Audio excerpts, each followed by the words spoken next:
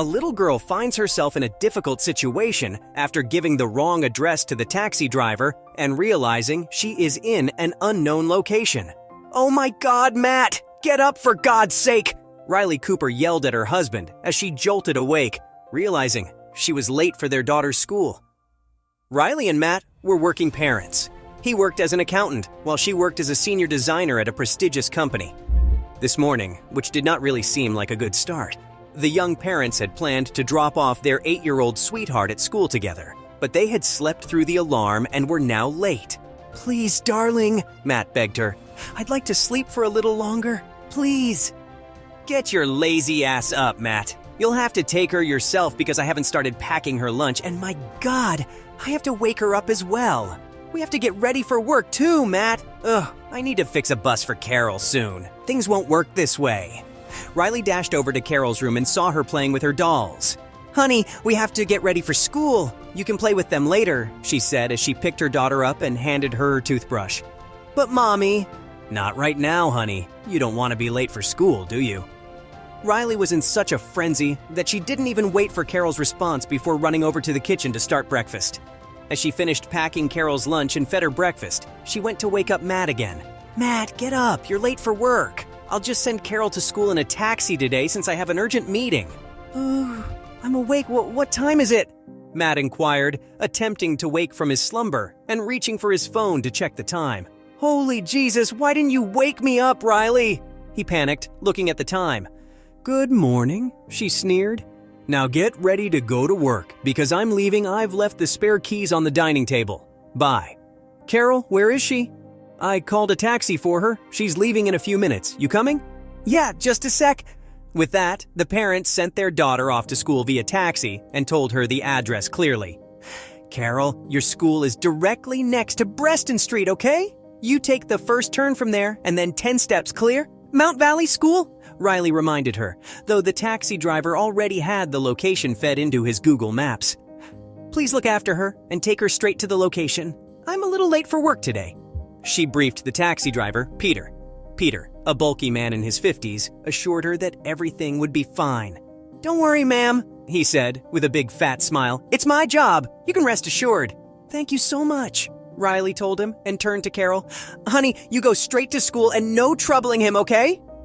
"Okay, Mommy," Carol said as she waved goodbye to her parents. Unfortunately, a few minutes into their ride, Peter's phone died, and that's when the mishap happened. He had to ask Carol for the address, and she gave him the wrong one. Are you sure, girl? That's the address? This tiny man's kind of forgetful, and my phone ain't working, so I can't confirm the location," Peter remarked, sensing something was off, but Carol replied, "Yes, I got the address from my mommy." As a result, Peter dropped her off at the address she provided. She took the first direction Riley had directed her to take and continued walking for several minutes, only to find herself in a huge, open area surrounded by desiccated plants and with no buildings in sight. The little girl didn't give up and tried to find a way multiple times, but it was all for naught. She continued walking and walking, only to find she was lost in an unknown location. As the day progressed, Carol began to cry because she couldn't find a way out. "Mommy, where is the school?" She was sobbing uncontrollably when she noticed a silhouette in the shadows in an alley. "Hello, can you help me?" She whispered shakily as she followed the shadow, but when she saw the figure, she became terrified. In the dimly lit alley, it appeared to her like a giant monster, but it was actually a frail, slender woman with doves on her shoulders, making her seem enormous. "What are you doing here by yourself, little girl?" the old woman asked worriedly, turning around. Carol exhaled a sigh of relief when she saw her face as she turned around. It was just an old lady. I'm lost," Carol said, sobbing. "Oh dear, can you tell me your name and where you live?" "My name is Carol. We live in a neighborhood with Dunkin' Donuts," she continued to sob. "Don't worry, Carol. Calm down, I can help you. My name is Mrs. Louie. I live nearby, okay? Come with me." The older woman consoled her and took her to her basement where she usually slept and gave her a warm blanket. However, it was still cold there. "Do you at least recall your parents' contact information, Carol? We can contact them. There's a small shop nearby and the owner there has a phone," Mrs. Lewis explained. Having calmed down, Carol remembered her mother had given her note to her with their address and contact number. I remember Mommy's contact, Mrs. Lewis, Carol replied as she pulled a note from her bag. Here. Oh, wonderful. This has your address, Carol. Come. Let's call her and let her know you're safe. Meanwhile, Riley and Matt were concerned when their daughter did not return home from school. They called the class teacher and learned Carol didn't show up in school. Where did he take my daughter? Riley burst out crying, and then it hit her. 1 second. I noted his car's plate number and his name. I have it, she said, rummaging through her purse to find the note where she'd written it down. Suddenly, her phone rang. Matt and Riley panicked when an unknown number flashed across the phone screen, but on the other end of the line was their daughter, Carol, whose voice brought them great relief. Matt, it's Carol, cried Riley. Honey, where are you? Daddy and I are very worried. Mommy, when will you and Daddy come? I'm in a basement. It's cold and dirty here and And then the call got disconnected. Riley tried calling Carol again, but it said the phone was switched off. Riley almost fainted, sobbing. Matt, our daughter, she's in danger. Don't worry, Riley, we can track the phone. Just a minute, Matt said, formulating a plan. He called 911, and with the help of the cops, they tracked the location. They were all in shock when it showed a remote area, completely opposite the direction of Carol's school. Oh, no! Carol cried as the line was cut abruptly. I couldn't tell Mommy where I was. What do I do now? Don't worry, Carol. There's an animal shelter nearby, okay? Frank, the owner, will have a phone. We will call 911 first and let them know about you and your address, okay? But the place is a little far, Mrs. Lewis suggested.